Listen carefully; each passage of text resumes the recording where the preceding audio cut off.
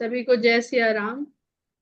रामचरितमानस के बाल कांड में हम लोग पुष्प वाटिका प्रसंग पढ़ रहे हैं और अध्ययन के लिहाज से देखें तो दोहा संख्या 235 36 तक हम लोग पहुंच चुके हैं।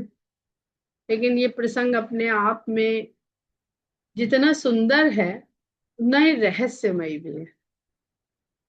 इसमें रहस्य बहुत है और वो रहस्य ऐसे हैं जो प्रेम के रहस्य हैं। प्रेम के रहस्य अलौकिकता से भरे हुए। तो थोड़ी थोड़ी बातें जो मेरे मन में है कि आप लोगों के साथ करें और जो इस समय याद रह पाएंगी वो आप लोग से करना चाहते हैं कि सबसे पहले हम लोग देखते हैं तो जब रामचंद्र और लक्ष्मण जनकपुरी में भ्रमण के लिए निकलते हैं तो वहां पर स्त्रियां नारियां उनके रूप लावण्य और शारीरिक सौष्ठव उसको देख करके आकर्षित भी होती हैं, मोहित भी होती हैं और सीता के लिए उनको सर्वश्रेष्ठ वर के रूप में वो चुन लेती, वो स्वयं चुन लेती हैं। तो यहाँ पर विद्वान लोग ऐसा कहते हैं कि सीता को क्यों चुनती हैं। अपना अपना भाव है सबका और बहुत सुंदर भाव है, इसलिए इसको कहने का मन है। मोहित हो जाना यानी उनके सौंदर्य के आगे स्वयं को हार जाना। और प्रेम की जो जीत है वो हारने में है, ये तो सब जानते हैं। जो थोड़ा भी पढ़ता लिखता है या सुनता है या गाता है तो प्रेम में जीत जो है वो हारने में ही कही गई है। तो वो स्वयं हारती हैं, अपना मन उनको हार देती हैं और सीता का स्मरण करती हैं कि सीता के लिए उत्तम वर है, क्योंकि वो ये जानती हैं, चाहती हैं या देखना चाहती हैं कि ये कैसे हारे, ये कैसे हारे। तो ये तभी हार सकते हैं जब इनका सीता से आमना सामना। प्रेम की हार की यहाँ बात हो रही है। तो ये जब पुष्प वाटिका में राम और सीता का प्रथम दर्शन होता है, उससे पहले राम जब कंकन किंकिन नूपुर धुनि सुनि और भाई छोटे भाई लक्ष्मण से कहते हैं, ऐसा लगता है कि कामदेव ने अपने मन में संकल्प कर लिया है विश्व विजय का। तो ये जीत और हार से हमको युद्ध समझ में आता है कि जीत और हार की जिस तरह से बात हो रही है तो ये कोई युद्ध की बात हो रही है क्या। वहां पर एक बड़ा सुंदर प्रसंग इसमें क्या कहते हैं मानस पीयूष में है, जहां पे इस प्रेम में रसिकों के लिए, रसिक समाज के लिए युद्ध क्या है उसका वर्णन विस्तार से है। वो विस्तार की चर्चा हम लोग फिर कभी कर लेंगे। लेकिन जो इस प्रसंग को पढ़ते हुए फिर समझ में आता है कि जब वो लक्ष्मण जी से कहते हैं कि विश्व विजय की कामना से कामदेव ने डंके पे चोटे, युद्ध से पहले क्या होता है, डंके पे आघात किया जाता है यानी युद्ध का ऐलान होता है, ताकि दोनों तरफ के जो सेनाएं हैं, जो सेनापति हैं, वो तैयार हो जाए युद्ध के लिए। अर्थात भाई से बातचीत हो रही है। जब युद्ध है तो इस युद्ध में शस्त्र उठाना चाहिए, संधि करनी चाहिए, सामना करना चाहिए कि जय या पराजय, इसका इसके लिए कदम आगे बढ़ाना चाहिए। अब लक्ष्मण जी क्या कहते हैं ये तो कहीं लिखा नहीं है, लेकिन भगवान राम इस युद्ध को जीतने के लिए, जो डंके की चोट का युद्ध है जहां पे कामदेव ने प्रहार किया है, तो धनुष नहीं उठाते हैं, दोना उठाते हैं। तो यहीं से देखिए कितना सुंदर भाव आ जाता है कि हर युद्ध में धनुष नहीं उठाए जाते, कुछ युद्ध पुष्पों का दोना लेकर के और हार के भी जीते जाते हैं। और वही जो लिखा कि दोना है बाएं हाथ में और मस्तक पर उनके श्रम बिंदु सुहाए हैं। तो ये बड़ा सुंदर भाव। इस तरह से जब आप ये पढ़ेंगे कि अन्य कहीं पर राम ने जब युद्ध के लिए ऐलान हुआ है या संकल्प लिया है या किया गया है, तो उन्होंने धनुष उठाया है, और धनुष भी बाएं हाथ में ऐसे उठाते हैं, और पुष्प वाटिका में, जो प्रेम की वाटिका है, जहां प्रेम का आगमन हो रहा है, कामदेव के द्वारा हो रहा है, वहां पर वो धनुष नहीं पुष्प का दोना उठाते हैं। और उनकी जो जनकपुर की स्त्रियां हैं, ये उनकी जीत है कि हमारी किशोरी जी के आगे राम ने धनुष नहीं दोना उठाया और पसीने में आ गए, तो इनकी हार तो हो गई। बहुत सुंदर लगता है जब इस तरह से पढ़ते हैं। और आगे चलते हैं तो बहुत सुंदर एक और प्रसंग आता है, जब सीता माता पार्वती जी की पुनः उपासना के लिए जाती, वंदना के लिए जाती है। उपासना और वंदना, पहले उन्होंने उपासना करी और अपने अनुरूप वर की इच्छा करती हैं, मांगती हैं।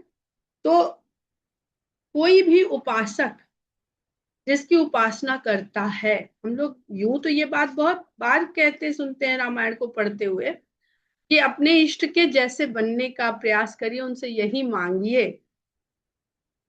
कि आपके जैसे गुण हमारे अंदर भी विकसित हों। और यहाँ पर भी यही है कि जैसे गोस्वामी जी ने हर जगह कहा कि हे प्रभु में भक्ति दीजिए, अपने चरणों में अगाध स्नेह और अटूट विश्वास दीजिए। यहाँ पर सीता माता जो मांगती हैं माता गौरी से, तो किसे मांगते हैं, ये सीखने की बात है। हम लोग के मन में भी भाई सीता माता मांग सकती तो हम क्यों नहीं मांग सकते। ये तो गोस्वामी जी ने लिख दिया कि भाई मांगो, पर क्या मांगा उन्होंने, भगवान को मांगा। तो भगवान से इस समय क्या माता गौरी भगवान का ही शक्ति रूप है, तो भगवान से भगवान को मांगे। तो उन्होंने अपने इष्ट से भगवान को मांगा। तो यहाँ पर गोस्वामी जी ने जिस तरह से जो जो माता सीता ने माता पार्वती को कहा, वो सब गुण माता सीता के अंदर भी मिले, पहले या बाद में। तो जैसे हम लोगों ने कहा कि वो स्वयं भी आदि शक्ति हैं और माता गौरी भी आदि शक्ति हैं, अपने आराध्य और इष्ट के अनुसार हम अपने आराध्य को ही संपूर्ण माने। तो देखिए बहुत सुंदर इस स्तुति में और आगे पीछे सब जगह मानस में आप ये शब्द पाएंगे माता सीता के लिए। तो इनका एक तुलनात्मक कॉलम है इसमें, उसको आप ध्यान से सुनिए कि जो जिसकी उपासना की जा रही, यानी उपास्य जो है माता पार्वती उपास्य है, और उपासक यहाँ पे सीता जी। गिरिराज किशोरी ये उपास्य है, और उपासिका है विदेह कुमारी।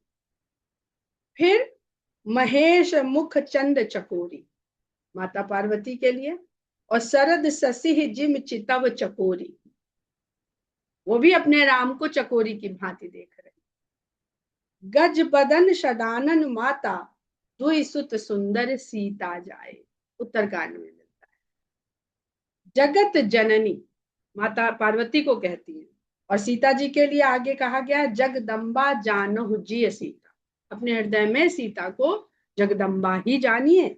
दामिनी दुति गाता जिनके शरीर बिजली के समान चमकते हैं। दुलहिन तड़ित बरन तन गोरी, जब वधु बनती हैं तब सीता जी के सौंदर्य का वर्णन है। दुलहिन तड़ित बरन तन गोरी, जैसे बिजली तड़कती है तो वो वर्ण है सीता जी के गोरेपन का। भव भव विभव पराभव कारिणी, उद्भव स्थित संहार कारिणी, ये आपको आरंभ में बालकांड में आरंभ में मिलता है। और यहाँ पर माता सीता के द्वारा कहा गया है माता गौरी को भव भव विभव पराभव कारिणी। उसके बाद अमित प्रभाव वेद नहीं जाना, अभी अभी हम लोगों ने पढ़ी है इसलिए हम इसको चाह रहे थे कि आप लोगों के साथ साझा करें। अमित प्रभाव वेद नहीं जाना, और सीता माता के लिए आगे मिलता है कि तब प्रभाव जग विदित न केही। फिर कहती है पति देवता मह प्रथम रेख, और माता सीता के लिए अनुसुईया जी ने कहा है अरण्य कांड में मिलेगा। सुन सीता तब नाम सुमिर, नारी पतिव्रत करे। जब वो उनको स्त्री धर्म की शिक्षा देती है। सेवत सुलभ फलचारी, आपकी सेवा करने से चारों फल सुलभ ही प्राप्त हो जाते हैं, ये माता सीता कहती हैं।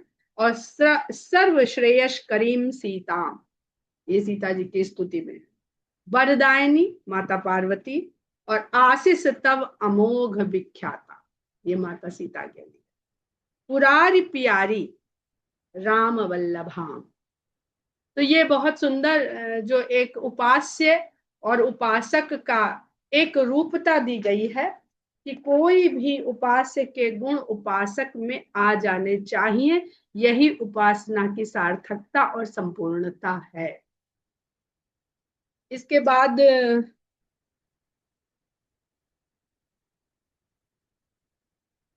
और एक दो बिंदु है, याद आएंगे जब जैसे तो उसकी चर्चा कर लेंगे। एक और मिला जिसमें चकोर और श्री राम जी की दशा का वर्णन किया गया है कि चकोर की दशा चंद्रमा को देखने से कैसी होती है, वैसी ही श्री राम की सीता जी के मुख की ओर देख करके हुई कि चंद्रमा को देखने से चकोर को सुख मिलता है। देख सी शोभा सुख पावा, अभी अभी पढ़े हम लोगों ने ये सारी चौपाई।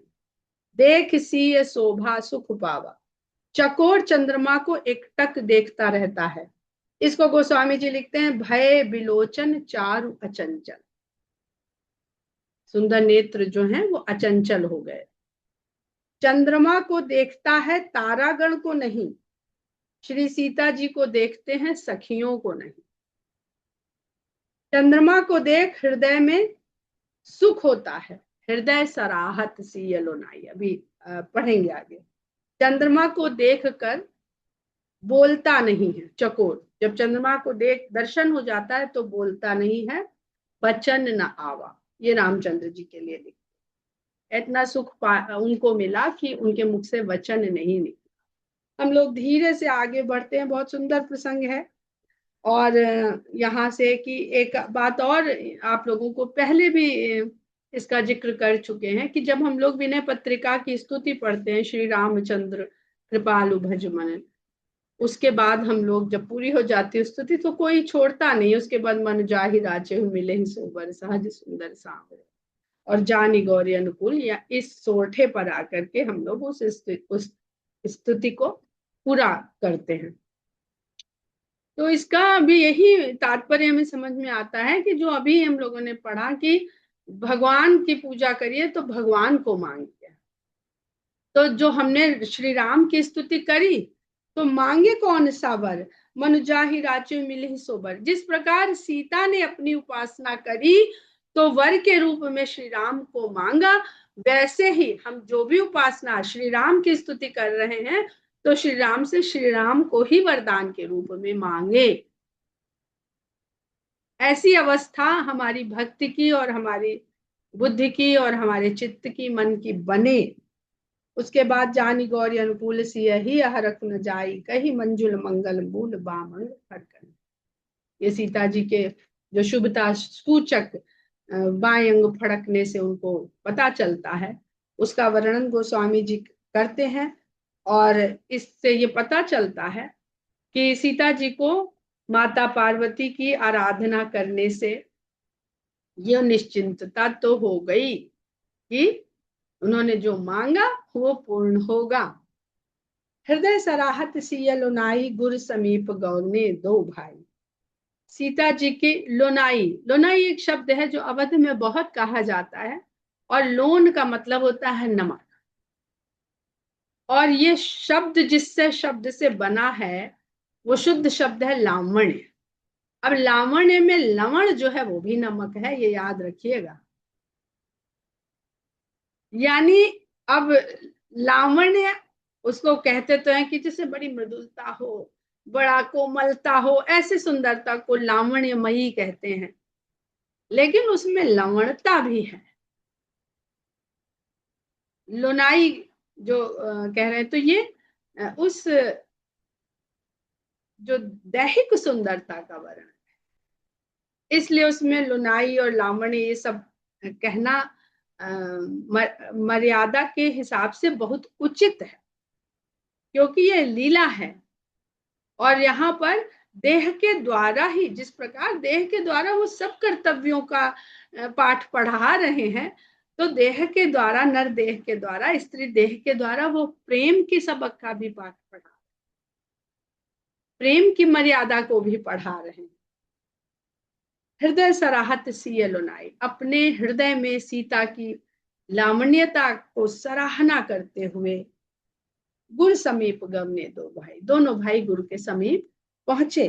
राम कहा सब कौशिक, सरल स्वभाव छुअत छल नाई। और जितना भी वहां पर हुआ था, पूरा की फूल लेने गए तो फूल के लेने और तोड़ने के और यहाँ आने के बीच में क्या क्या हो गया, वो सब राम अपने गुरु से जाकर के कह देते हैं। इतने सरल स्वभाव के हैं। छल, छल क्या है, बात को छुपा ले जाओ, तो उनको तो छल छू के भी नहीं गया है। इसलिए वो सारी बात जो मन के भाव वो लक्ष्मण से कह रहे हैं, और जो घटनाक्रम है वो उन्होंने गुरु से कह दिया। सुमन पाई मुनि पूजा की, पर गुरु के लिए पुष्प लेने गए थे, गुरु ने अपने पुष्प पाए और पूजा करी। पुनि आशीष दुह भाई ने दी, और पूजा करके उन्होंने भी दोनों भाइयों को आशीर्वाद दिया। माता गौरी की पूजा करी सीता ने, तो माता गौरी ने उनको आशीर्वाद किया। और गुरु ने अपनी, जब अपने इष्ट की पूजा करी, तो गुरु ने पूजा के पश्चात दोनों भाइयों को क्या आशीर्वाद दिया, सुफल मनोरथ हो तुम्हारे, राम लखन सुनि भय सुखारे। अब विश्वामित्र क्या राम के हृदय के भावों को नहीं समझ रहे हैं, नहीं जान रहे हैं, तो उन्होंने तो खाली कहा और गुरु ने उनके मनोरथ सिद्ध होने का आशीर्वाद दे दिया। तो कहे के भी मनोरथ सिद्ध होता है, बिना कहे भी सिद्ध होता है, तो असमंजस में ना पड़िएगा। कह दिया तो भी ठीक है, और नहीं कहा तो भी ठीक है। सुफल मनोरथ हो तुम्हारे। और ये आशीर्वाद जब गुरु ने दिया, विश्वामित्र ने दिया, तो राम और लक्ष्मण इस आशीर्वाद को सुन करके सुखी हो गए। करि भोजन मुनिबर विज्ञानी, लगे कहन कुछ कथा पुरानी। पूजन इत्यादि जब हो गया, तो मुनिवर ने भोजन किया, और भोजन करने के पश्चात तो फिर कुछ पुरानी पौराणिक कथाएं सुनाने लगे। विगत दिवस गुर आय सुपाई, संध्या करन चले दो भाई। इस प्रकार कथा सुनते कहते दिन बीत गया, और गुरु की आज्ञा मांग करके दोनों भाई भी संध्या वंदन के लिए चले गए। प्राची दिश शशि उयऊ सुहावा, सिय मुख सरिस देखि सुख पावा। इतने में पूर्व दिशा में चंद्रमा का उदय हो गया। प्राची दिश शशि उयऊ सुहावा, सुंदर सुहावना लगने वाला चंद्रमा उदित हुआ पूर्व दिशा में। सिय मुख सरिस देखि सुख पावा। अब यहाँ से जो भगवान के हृदय में जो सीता माता का दर्शन हुआ, जो उनका मन और चित्त उनके प्रेम के वशीभूत हो गया, वो और परिपक्व होने लगा चंद्रमा के उदय के साथ। सिय मुख सरिस, उस चंद्रमा को उन्होंने देखा तो सीता जी के मुख की याद आ गई, और मुख के समान ही ये चंद्रमा है, ऐसा देख करके उनको बड़ा सुख हुआ, बहुत अच्छा लगा। बहुरी विचार की मन माहे, फिर उन्होंने विचार किया मन में, सिय बदन सम हिम करना, सीता के मुख के समान ये हिमकर नहीं है। अब हिमकर कह दिया। हिम जो है वो शीतल नहीं होता, बर्फ शीतल नहीं होते, वो थोड़ा सा चुभता भी है, बर्फ का ठंडापन। तो इसलिए शीतल तो है, हिमकर जिसकी बर्फ जैसी किरणें कर, यानी किरण। जन्म सिंधु पुनि बंधु विषु, दिन मलिन सकलंक, सिय मुख समता पाव किम, चंदु बापुरो रंग। अरे इसका तो जन्म ही समुद्र में हुआ है, समुद्र यानी खारे जल में। तो जो सीता की लोनाई है और चंद्रमा जिस खारे समुद्र से हुआ, इन दोनों लवणता में भेद है, ये समझने का प्रयास करिएगा। मनुष्य के भीतर जो लवणता है वो दोष है, संसार में उपजा है। लेकिन इसी संसार में सीता जो जन्मी है, उपजी है, प्रकट हुई है, वो संसार की जैसी मानवी दिखने के बाद भी उनमें संसार की लवणता का दोष नहीं है, क्योंकि उसको सिंधु से उपजा हुआ कह के गोस्वामी जी उस बात को यहाँ पर स्पष्ट करते हैं कि ये न मान ले कोई। जन्म सिंधु, इसका जन्म तो समुद्र से हुआ, पुनि बंधु विश्व, उसके बाद इसका जो भाई है वो विष है, क्योंकि समुद्र से ही विष भी उत्पन्न हुआ। तो कुछ तो एक एक जो पिता का या सहोदर होने का जो गुण अवगुण है वो तो एक दूसरे के भीतर रहेगा ना। सब भाई बहन मिला लीजिए, कुछ ना कहीं शक्ल मिल जाएगी, कहीं गुण दोष मिल जाएंगे। तो कहते हैं और फिर चंद्रमा का भाई तो विष है, क्योंकि वो भी समुद्र से ही उत्पन्न हुआ है। और दिन मलिन, और दिन में तो वो मलिन हो जाता है, फीका पड़ जाता है। सीता का मुख तो दिन में ही देखा राम ने, प्रातः काल में देखा, तो दिन में तो चंद्रमा फीका पड़ जाता है। और इसके तो कलंक भी है, कलंक सहित है ये। सिया मुख समता पाव किम चंदु बापुरो रंग को, भला ये सीता के मुख की समानता कैसे कर सकता है, उसकी बराबरी सीता के मुख की से बराबरी कैसे कर सकता है। ये चंद्रमा तो बेचारा सीता के मुख के आगे रंग है, दरिद्र है। घटई बढ़ई बिरहीन दुखदाई, क्यों दरिद्र है, ये कभी घटता है कभी बढ़ता है। कृष्ण पक्ष पाते ही घटता है और शुक्ल पक्ष पाते ही बढ़ता है। और घटने बढ़ने में भी जो विरही लोग हैं उनको दुख देता है। और क्यों, क्योंकि वहां पे भगवान राम जब सीता के मुख को देखते हैं तो सुख का अनुभव करते हैं। और जब बिछुड़े हैं, मतलब पुष्प वाटिका से चले आए हैं, तो भी उनको सुख ही हो रहा है, सीता के मुख का स्मरण करके सुख हो रहा है। लेकिन चंद्रमा तो विरहियों को दुख देता है। ग्रह ही राहु निज संधि पाई, और इसको तो राहु जब जब राहु की संधि में आ जाता है ये, तब तब राहु इसको ग्रस लेता है। ऐसी संधि, ऐसा संयोग बन जाता है। किसका संयोग बन जाता है, जो सूर्य चंद्रमा को प्रकाश दे रहा है, किरणवान कर रहा है, उन्हीं के दोनों के मध्य में पृथ्वी। अब हम आधुनिक विज्ञान की बात कर लें तो वो पृथ्वी जो उसको जन्म देने वाली हम लोग अपने विज्ञान से समझ ले, वही जब बीच में आ जाती तो चंद्रमा पे ग्रहण लग जाता है। और राहु क्या है, राहु छाया ग्रह कहा जाता है। राहु कोई भौतिक ग्रह नहीं है, राहु वो परिस्थिति है जो छाया के रूप में चंद्रमा के या सूर्य के प्रकाश को बाधित कर देती। कोक शोक प्रत पंकज द्रोही, अवगुण बहुत चंद्रमा तो ही। हेरे चंद्रमा, तुझ में तो बड़े अवगुण हैं, मैं गिनने बैठा हूं तो अब चंद्रमा का 2 बार बहुत वर्णन गोस्वामी जी ने किया है। एक बार पुष्प वाटिका में सीता दर्शन के पश्चात, और एक बार लंका में जब भगवान राम सेना लेकर के उतरते हैं, तो कहते हैं चंद्रमा देख के सब लोग अपने अपने भाव कहिए। इसके भी तुलनात्मक अध्ययन करने वाला है, बहुत गूढ़ तत्व निकल के आएंगे। जब हम इन दोनों विषयों को बैठ के और चिंतन मंथन करेंगे तब निकलेगा, ऐसे सुनने सुनने से तो नहीं निकल के आएगा। तो कहते हैं तू तो कोक को, चकवा पक्षी जो है, चकोर तो सुखी होता है तेरे आने से, लेकिन चकवा तो दुखी हो जाता है। उसको तो तू शोक प्रदान करने वाला है, शोक प्रद, शोक प्रदान करने वाला। पंकज द्रोही, पंकज कमल का द्रोही है तू, तेरे निकलने से कमल बंद हो जाते हैं, मुरझा जाते हैं। हे चंद्रमा, तुझ में तो बड़े अवगुण है। तो यहाँ पे कहते हैं कि इस संसार में जो जीवन है वो तीन ही जगहों पे जीवन पनपता है, जल थल और नभ। और चंद्रमा जलचर थलचर नभचर तीनों जीवों को दुखी करता है। चकवा नभचर है, उसको दुखी करता है। कमल जलचर है, वो कुम्हला जाता है, मुरझा जाता है। और विरहिणी स्त्री पुरुष वो धरती पर वास करते हैं, और चंद्रमा तू तो वहां वही का वहीं रहता है, पर वो दुखी हो जाते हैं जो विरही लोग हैं। वैदेही मुख पटतर दीने होई दोष बड़ अनुचित दीने, इसलिए तेरी उपमा वैदेही के मुख से करने से ये बड़ा दोष हो जाएगा। ऐसा लगता है कि गोस्वामी जी अपने आप को उपमाओं के लिए बिल्कुल निरीह, बिल्कुल असहाय पा रहे हैं, और कहते हैं अगर किसी से उपमा कर दी तो बहुत बड़ा दोष हो जाएगा, वो राम के भाव का दोष हो जाएगा, वो कवि के काव्य का दोष हो जाएगा, वो सामर्थ्य का दोष हो जाएगा।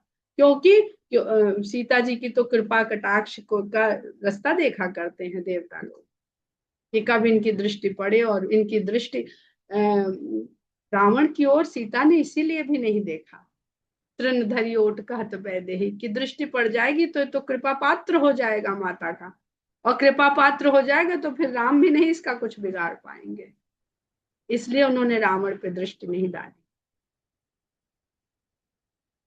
सिय मुख छवि विदु ब्याज बखानी, गुर पही चले निशा बड़ी जानी। इस प्रकार चंद्रमा के बहाने से रामचंद्र जी सीता के मुख की छवि का बखान करते हैं, और इस प्रकार निशा हो जाती है।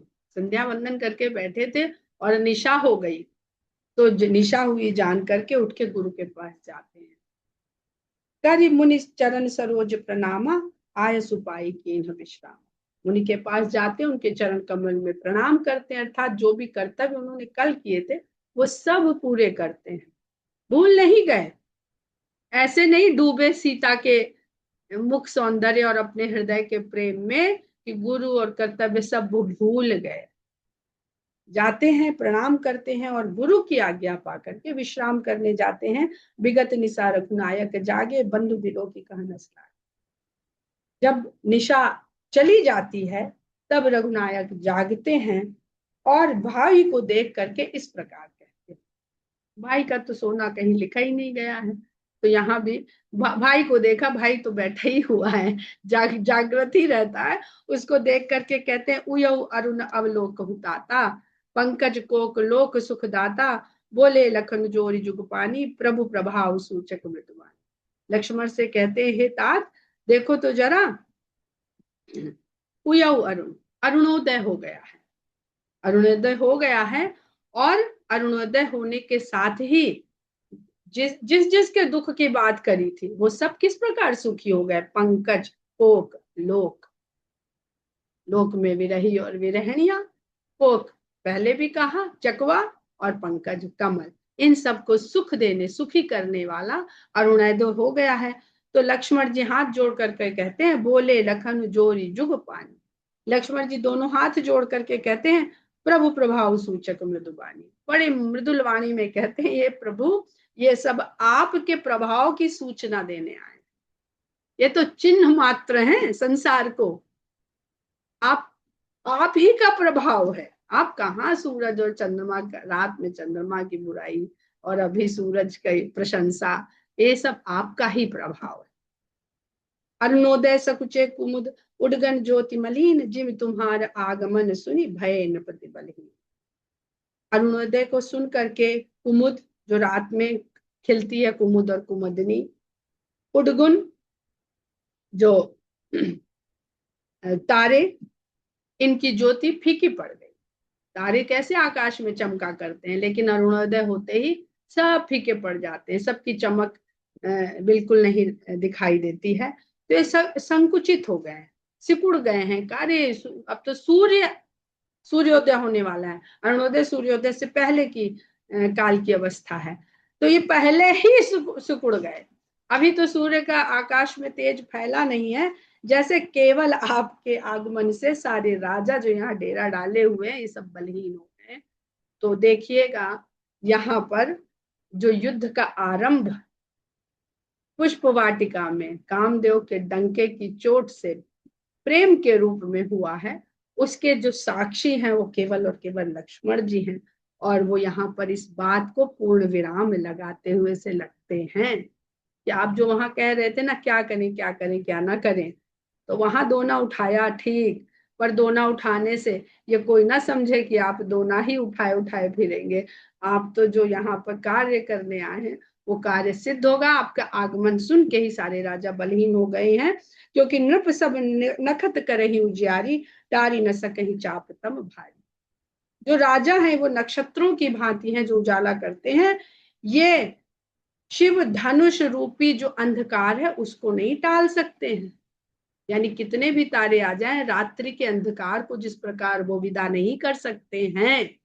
एक अरुणोदय, सूर्य के आने की खाली सूचना, वो अंधकार खिसक भागता है। उसी प्रकार से धनुष रूपी अंधकार, और अंधकार क्या है? अहंकार। जितना भी यहाँ पर लोगों के मन में अपने अपने बल का अहंकार है, वो कोई किसी मनुष्य के टाले नहीं टलेगा। हम कितना भी प्रयास कर लें, अहंकार को हम नहीं टाल सकते हैं। केवल भगवान राम में ही वो क्षमता है जो उस तारी न सके चाप तम भारी, कमल कोक मधुकर खग नाना, हर से सकल निसा विसाना। इसलिए आप जिसकी बात कर रहे हैं, खाली वही नहीं, क्योंकि राजा वाजा जो बात हो गई, केवल वही नहीं, जनकपुर के सब स्त्री पुरुष, राजा मंत्री सचिव, जितना भी जनकपुर का साम्राज्य है, प्रजा से लेकर के राजा तक, कमल कोक मधुकर खग नाना, चाहे कमल हो, चकवा हो, भौरे हो, नाना प्रकार के पक्षी हो, हर्षे सकल, क्योंकि तब तक तो चिड़िया भी बोलने लगी। जब तक लक्ष्मण जी से बातचीत शुरू हुई तो ये सबके सब हर्षित हो गए हैं, क्योंकि इन सब ने जान लिया है कि निशा का अवसान हो गया है।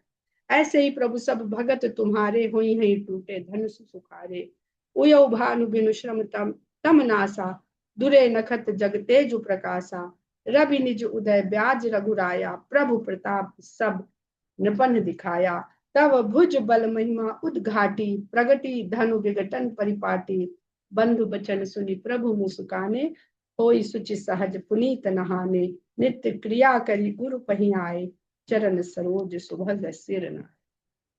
सतानंद तब जनक बुलाए, कौशिक मुनि पही तुरत पठाए, जनक विनय तिन्ह आई सुनाई, हर से बोल लिए दोई भाई, सतानंद पद बंद प्रभु बैठे गुरु पही जाई, चलऊ तात मुनि कहऊ तब पठवा जनक बुलाई।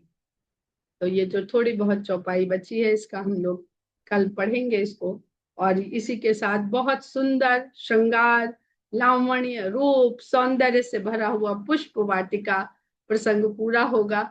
और आगे अब धनुष चाप और उसकी कठोरता देखिए, कोमलता और कठोरता दोनों का एक साथ वर्णन है, एक साथ वर्णन है। और राम कोमलता और कठोरता दोनों का निर्वहन करने में समर्थ हैं, सक्षम है। उनको जगह जगह कृपालु, दयालु, कृपा सिंधु भी कहा गया है, और निष्ठुर, निर्गुण, निरीह, और इस तरह से भी उनका वर्णन निर्गुण भगवान का किया गया है। तो उसका आनंद हम लोग आगे लेंगे। जय सिया राम। जय श्री राम। जय श्री